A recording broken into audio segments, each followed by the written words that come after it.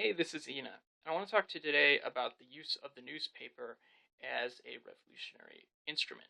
What do I mean by that? Now, I've been involved in a newspaper, the Boston Occupier, since late December of last year, and that is the Occupy Boston newspaper. And in these remarks, I'm speaking solely for myself, not for any of the other editors or writers. Now, the paper was produced starting in November last year, and it was a chance to get, you know, many views from the Occupy movement out there, various forms of alternative reporting, and more in-depth analysis at times.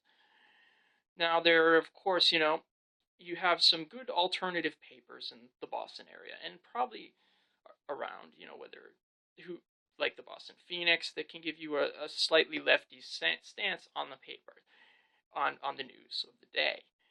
Now, it's also, for me, a newspaper is not necessarily be used as strictly reporting. I'm not saying that you don't want to have reporting. Of course you do. If you have a chance to expose Monsanto or foreclosures or, austerity measures that are going on and you can really dig at it, of course you want to do that. But the way I see it, and I'm going to paraphrase some Lenin here, is a newspaper should be, in my view, a tribune of the people. The way he described a social democrat is a newspaper should be a way to expose and to expose the various manifestations of injustice, cruelty, and oppression that exist under capitalist domination, whatever those may be. And that, of course, means not just reporting, which is obviously essential, but sometimes more in-depth analysis. And that analysis, it can maybe be at a simpler level at times because it is a paper. But I think in many respects you should not look down upon your readers. You should say, we're expecting that we can reach people. We can reach the working class with advanced political ideas. So maybe the analysis may be a little more advanced than what you would find in, say, the Boston Globe or the New York Times. Because if you think people can reach advanced ideas, then maybe you can not speak down to them, but speak with them as respect. Simplify ideas without being simplistic at times. Putting out ideas on like the economy that are not just like some grade school level. Looking at unemployment from a Marxist perspective, serious, but maybe a little more advanced again.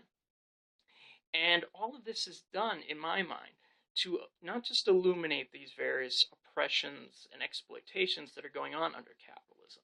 Of course, you need to highlight that. You need to show all this. That's absolutely essential. But one thing that strikes me is when you are able to not just put all this in a newspaper, when you're also able to publicize various radical or lefty events, whether it's a demonstration, a talk, a movie showing, or whatever it is, then you can do more than that. Then you can start getting the word out through the paper. And the paper, through its distribution networks, you can find the paper at this bookstore, that bookstore, this coffee shop, this newspaper stand, at this little radical space. You can find it. And people will pass it out. Because one thing, for most of the time I've been at the Boston Occupier, we've had a very dedicated volunteer base, people who really want to pass the paper out. And the way I see it is, you have a message, a radical message in the paper. Not always, I'm speaking again for me. But if you have a radical message in there, and you're able to reach however many thousands of people with that message, you can potentially draw them into the struggle. You can potentially show them a different way of thinking. Again, if that whole changing the discourse thing, yeah, you can do that. But of course, you can get them angry. You can get them to see the larger pattern of capitalist exploitation, getting them to join in with you, and hopefully expanding the network of those who are active. And of course, it's not just, again, those radical ideas in print, but in getting them distributed throughout a certain locality.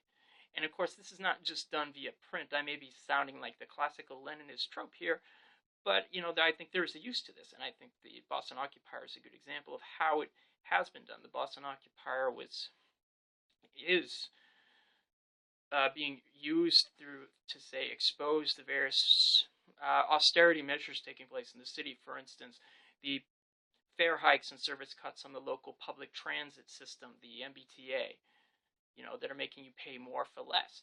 And it's able to link that to the larger austerity measures and the unequal wealth distribution in society, and to draw more people into those protest events, to draw them to those demonstrations, to those public hearings, and to to find that pivot point to really push up the ante, if you want, of struggle against capitalism. And that's one use of the paper. And again, through expanding those distribution networks, you can reach more and more.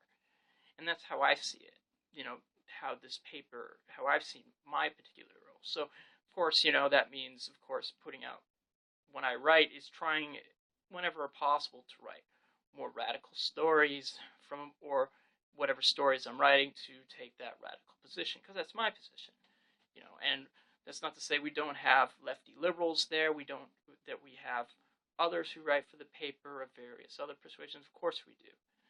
But, in doing that, that's been my thinking. And paper distribution, it seems like a lot of groups fetishize it, like you have to publish a paper, you have to sell the paper. And there's, of course, a use for that for other groups, whatever it is, whatever newspaper they're doing. Because, a lot of times there's some good stuff in there, some good articles. But I don't think it's the be-all, end-all. I think, there's other sources that leftists have really not utilized to the extent. For instance, Twitter is a good one, Facebook, YouTube. There's all sorts of new ways that you can get ideas out. And I don't think it's necessary that everyone has to sell a paper. There's other things that activists can do.